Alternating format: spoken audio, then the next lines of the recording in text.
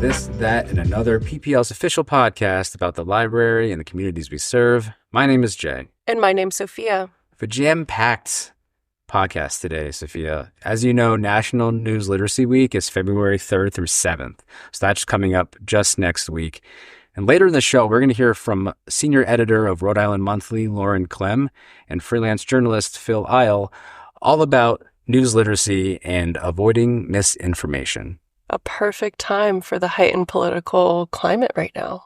But first, 2025 is the 150th anniversary of PPL. But let's kick off the celebrations today. Joining us on the show, the executive director of PPL, the big boss, Jack Martin. Hi, Jack. I prefer co-conspirator. Co-conspirator is good as well. Yeah. We're all excited to celebrate PPL's 150th this year. Yeah, definitely. It's awesome. I think that's an accomplishment for any organization that's lasted that long. So it's definitely worth celebrating. What people don't know about PPL is that we're actually a nonprofit organization run by a board of trustees, and that we are not funded by the city of Providence. And we rely heavily on private donations and the support of our community. This aspect also helps us be flexible and able to respond quickly and creatively to community needs, and at the same time, both work with and support other organizations in our community. Partnering and collaborating with others has been something PPL has done successfully throughout its 150 years. The spirit of collaboration continues to this day in everything that we do. Can you share some highlights of the past 150 years? What are some significant milestones? Well, if we go all the way back to the beginning and look at the traditions established by PPL's first librarian, William Foster, who actually served until 1930, we can see the roots of the library's innovative and community-minded spirit. Mr. Foster espoused the development of PPL as a true community library, and he worked diligently to keep the needs of the community forefront in everything he endeavored.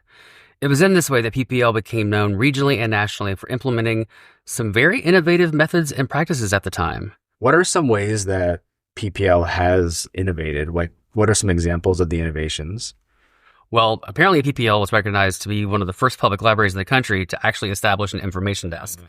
That's the desk where you come and ask questions, you check out books, and apparently PPL put out different resources like every day to sort of help people like understand what's happening in the news or what's in the local paper.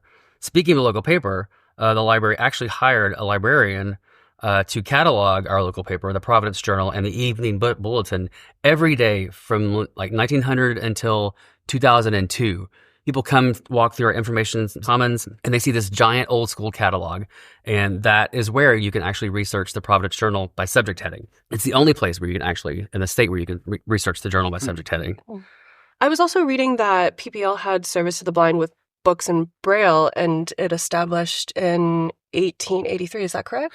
I believe so. And they also had an art and music department with recordings and sheet music, as well as a world languages department with books in many languages. I'd like to add that I actually worked in the art and music department from 1999 until the year 2000. Also, those are all like really important collections that we began establishing, and that tradition continues today. And so we have a first-rate, world-class special collections department where you can find everything from cuneiform tablets created in 2000 BCE all the way up to the AS-220 archive. Also during the early years, Mr. Foster established relationships, he called them contacts, with schools and other organizations throughout the city to ensure that people had access to the library and its resources. And when he and the trustees realized there was more need in the city of Providence than they could handle, they worked to build a system of neighborhood branch libraries in the 1920s and 1930s. Also, way back when, closed stacks were the norm in public libraries. You may or may not remember that. I can't even picture closed stacks being the norm. You can't go in, and a member of the public cannot go into the stacks to like browse the books. You have to go. Got you. Yeah. PPL was among the first public library to institute open stacks in the early 1970s. But before then, PPL even had a browsing room with popular books in all fields and a picture collection for students, teachers, and designers. And one last thing, perhaps our most notable achievement of late, is the completion of our transformational building renovation back in 2020, which we hope actually solidifies our enduring role as a free, open source learning university for the public. How does the library continue to serve as a community hub now in the digital age? The library has shown how adaptive it can be over recent years as technology has become more and more a driver in people's everyday lives. And particularly as recently as the COVID pandemic tested everyone's abilities to utilize technology even more to reach people who need our services. But we also know that people still rely greatly on the physical library to continue to serve as a community hub in the digital age. So PPL has taken a leadership role in many different ways, adapting to the evolving needs of our communities while maintaining our core mission, providing free access to technology and digital resources. I actually hope there's a day when libraries won't be so critical for providing free access to computers, the internet, and digital learning tools. But this is especially valuable for those who don't have access to technology at home. And of course, we will continue to offer digital literacy programs to help people navigate that world. And also, we offer tech support in person, virtually, and even over the phone. And of course, access to digital content will continue. Especially with the growth of ebooks, audiobooks, and online databases. And digital collections have also continued to expand. You can check out our digital collections on provlibdigital.org. And also, you can access the Rhode Island Statewide Reference Resource Center at askri.org. So, and we're not just about the digital realm either. Here in our physical building, we have safe and inclusive spaces that will continue to be welcoming, where individuals from diverse backgrounds can come together regardless of socioeconomic status. We always offer a safe environment for people to read, study, meet others, or just have a quiet place to retreat. Where do you see PPL in 150 years? So ever since it came into being, PPL has been an agent for change for the people of Providence and Rhode Island. We serve not only as a library, but as an integral center for gathering and learning in the community. I totally see PPL continuing in this tradition, no matter how many years down the road, what challenges inevitably present themselves, or how the world and people's needs change. As much as the library is an essential place, it's also about the people who carry out our mission. It's who we have been, who we are, and who will continue to be.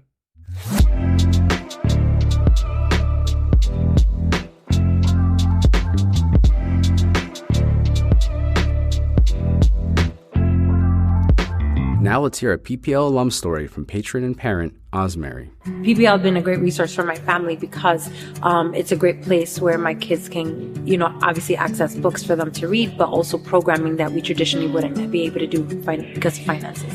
PPL program has been able to give them life lessons. And that to me has been incredible. My mom was a seamstress. And so the first class that my daughter was able to take was sewing class. And it was very nostalgic because I didn't take on that gift. I know how to, sew little things, but she was able to take it on and then have that, connection to her. But the life lesson to that is that, you don't just take something and throw it away, but hey, you can give it rebirth, right? And the same thing with writing. She's currently taking a writing class, and it's kind of like, how do you take that one thought and expand on it and think about it? And, and so now she's able to do it with her sister who's old enough to take the programming. And now this is an experience that they have together. If you want to tell us your story, go to provlib.org, click on the Support Us/Donate tab, and then choose PPL Alum.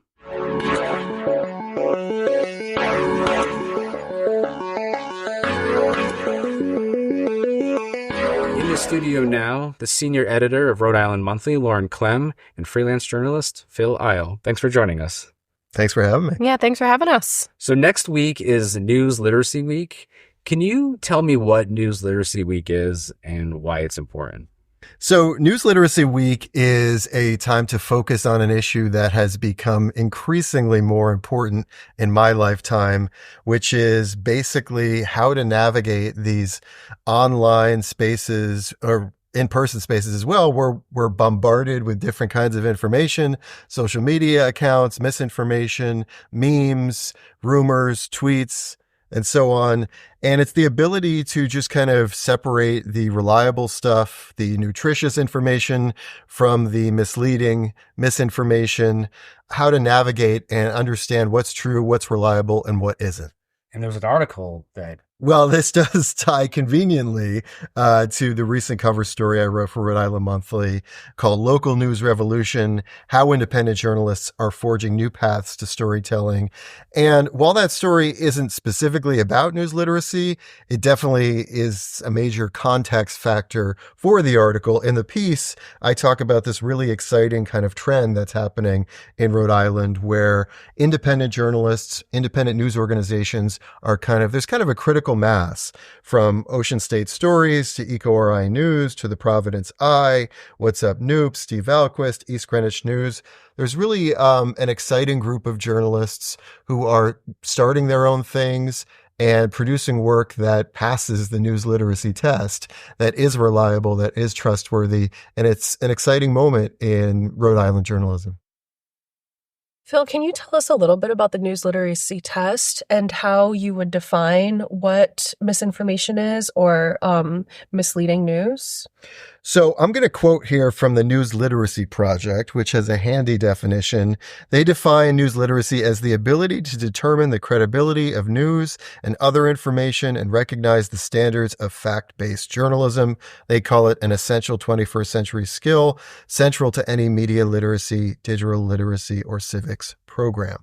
So how do we go about doing this in our everyday lives? It's a process, I think. Some of it is a learned skill, but there are other practices I think you can just kind of work into your everyday lives. That is, one, learning which news organizations or sources within a particular context are reliable, are trustworthy, and following those news organizations. Of course, Rhode Island Monthly, always trustworthy.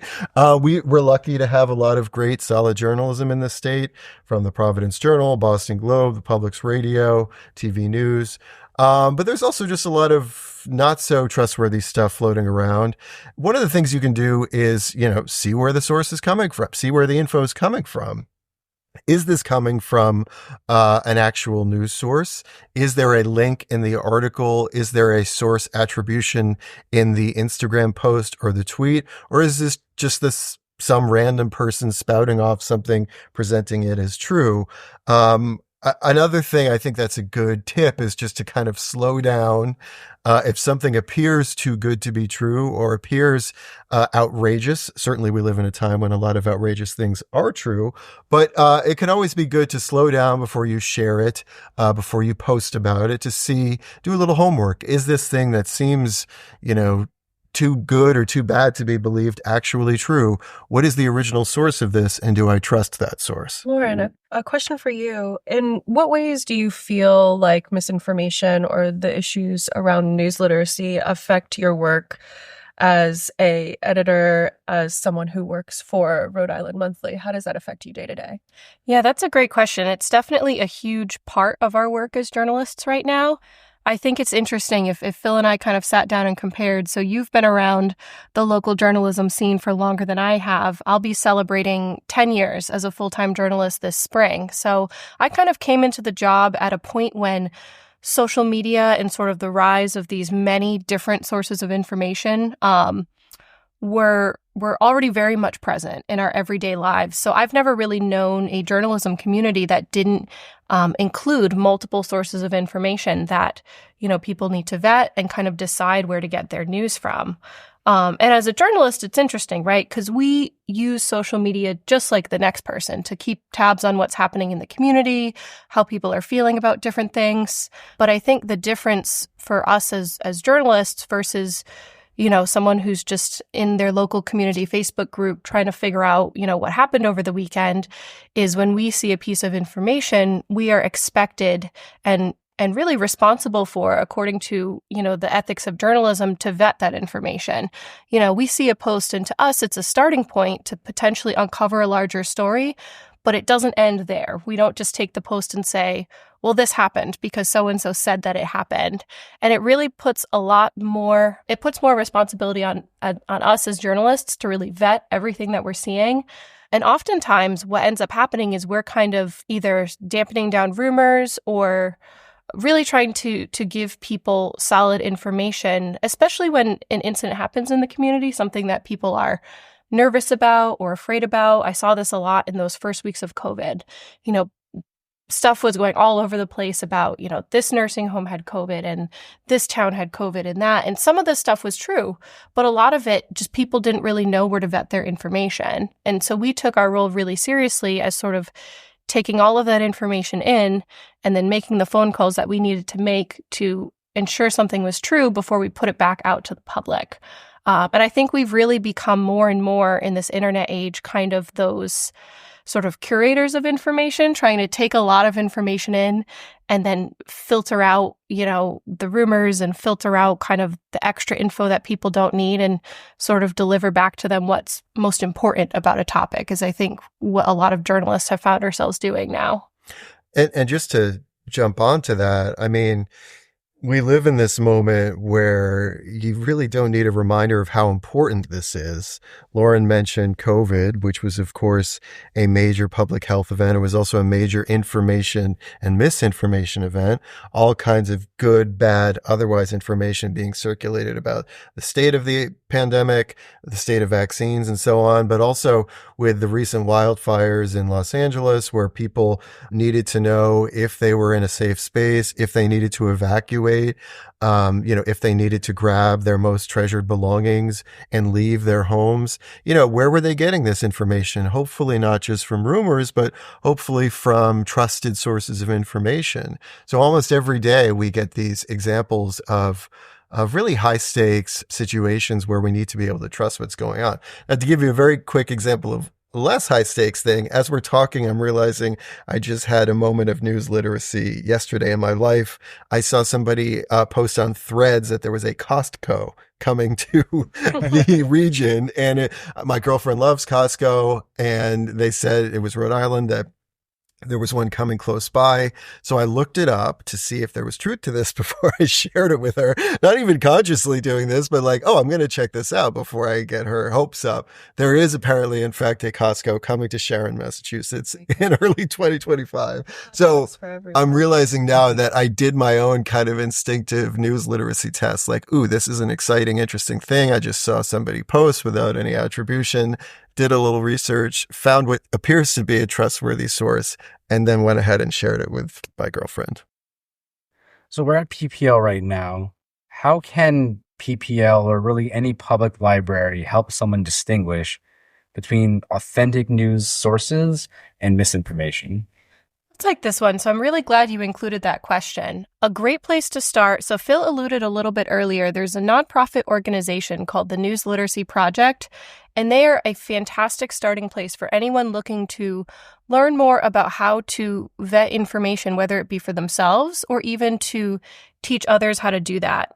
So their website is newslit.org. They have a lot of educational tools and resources on there, especially for educators, because I think Phil mentioned earlier, this is really an essential skill. The kids who are growing up today will never live in a world that the internet and social media is not a part of it from the start. So they really need to learn, just like they need to learn, how to vote and how to understand our government and things like that.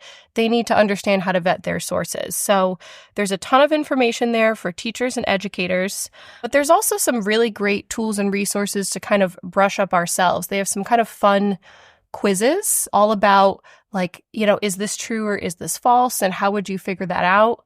They also have a fantastic website called rumorguard.org, where again, you go on there and it basically, the whole homepage is just, the latest viral rumors and ways that we can sort of dissect these and are they true or are they not true? So I went on this morning to just check out what was on there. And Phil mentioned the example of the wildfires in California. And they had a really great one on there talking about there's been this really popular rumor flying around that FEMA is only giving $770 to wildfire victims. And there's a great example on their homepage of, here's this rumor. Is it true? And no, in fact, it's not true. And if you click on it, they go into more detail on how, that's an initial payment given to people right off the bat who've lost their homes because of wildfire. But there are other opportunities and other ways down the line that those people are able to get money. So that's just one example of a rumor that is potentially harmful to people because, if someone has just lost their home from a natural disaster, you want to make sure that they're getting all of the resources and all of the information that they can. So this is just one place that people can go. I know your initial question was asking, how can the library help? I think libraries play a huge role in society in getting these resources out to people. Like I said, a lot of teachers are starting to incorporate this into their classrooms. However, for those of us that are already out of school, there's really only so many places in the community that people get to interact with these kind of educational resources. And I think a library is one of them. And to that, I would add, my advice or words to libraries would be similar to the ones I would share with teachers and even parents, which is that civics education in the 21st century, yes, it ought to include the stuff we all grew up on about the three branches of government and elections and so on. But I think news literacy has to be a part of a civics conversation, a civics curriculum in the 21st century, because these democratic institutions that we all grew up learning about, they really can't or won't work the way they're intended if we're not all existing in a shared reality with shared, reliable, trustworthy facts.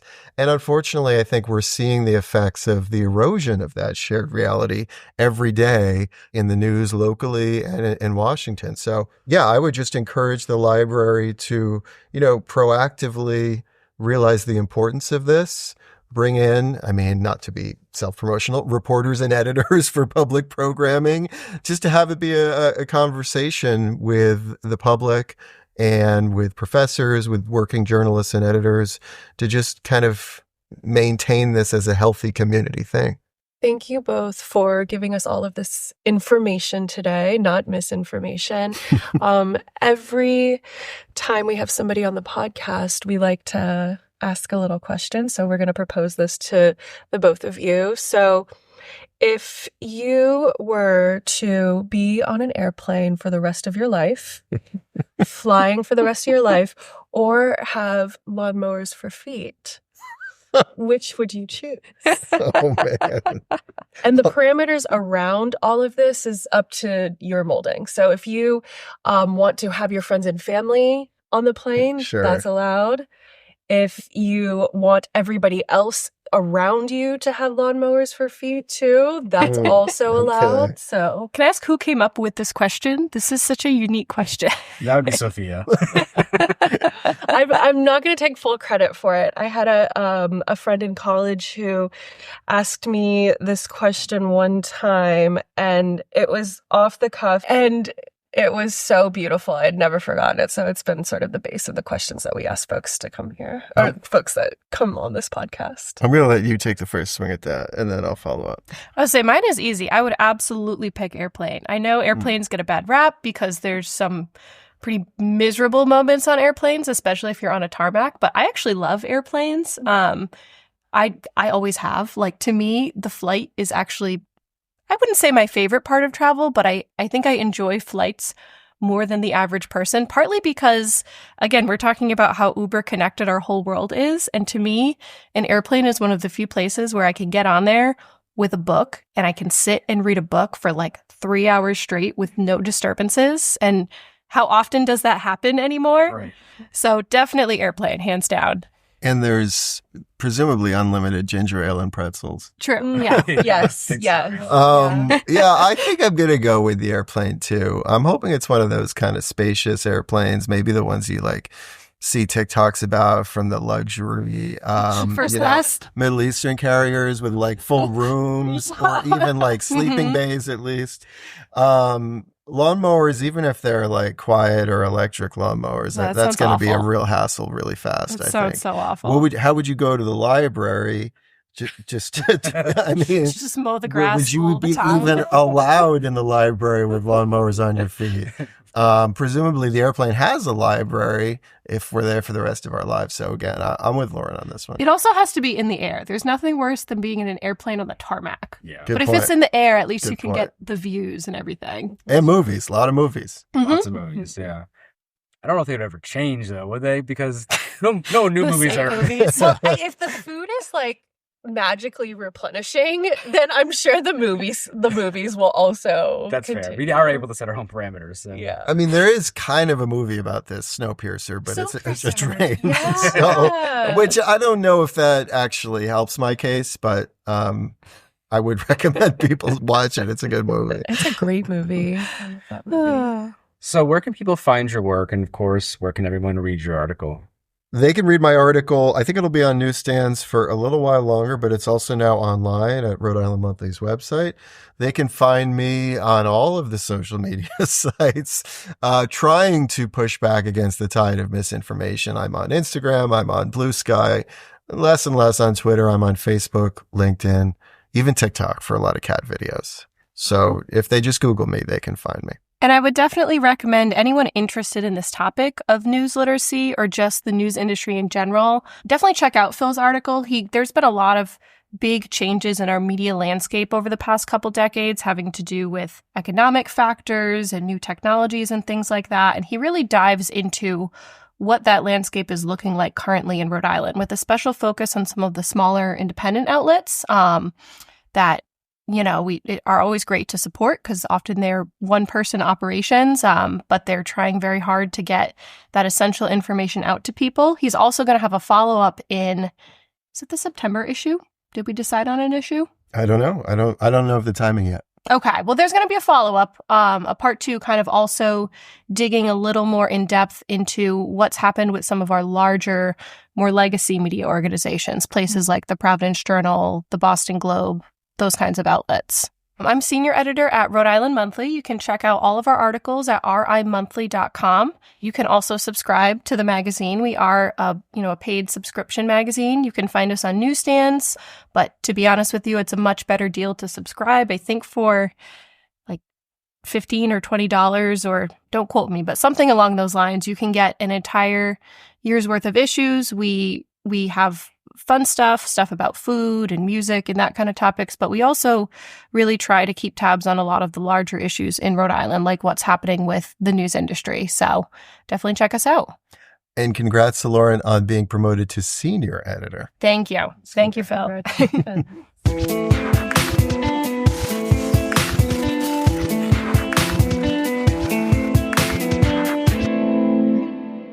Thank you for Lauren, Phil, and Jack for joining us on today's episode. You can follow us on Instagram at Providence Public Library. You can follow us on Facebook, Providence Public Library. And of course, subscribe to us on Spotify and most places podcasts are heard. Thank you for listening, and we'll see you next time on This, That, and Another.